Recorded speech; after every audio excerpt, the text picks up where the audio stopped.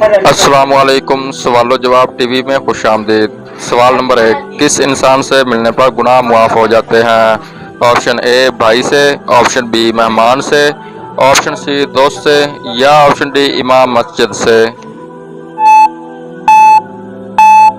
इस सवाल का दुरुस्त जवाब है ऑप्शन बी मेहमान से। सवाल नंबर 2, किस उम्र में फरिश्ते इंसान के गुनाह लिखना बंद कर देते हैं? ऑप्शन ए दूसरी शादी के बाद, ऑप्शन बी 80 साल बाद, ऑप्शन सी 3 बेटियां होने के बाद या ऑप्शन डी बीवी फौत होने के बाद। इसका दुरुस्त जवाब है ऑप्शन बी 80 साल बाद। सवाल नंबर 3, गीबत करने वाला क़यामत के दिन किस शक्ल में उठेगा? ऑप्शन ए गाय की, ऑप्शन बी कुत्ते की, ऑप्शन सी खंजीर की या ऑप्शन डी चूहे की। इसका दुरुस्त जवाब है ऑप्शन बी कुत्ते की। दोस्तों, अगर मेरी वीडियो आपको अच्छी लगी है तो चैनल को सब्सक्राइब और बेल आइकन को ज़रूर प्रेस कर लें। शुक्रिया।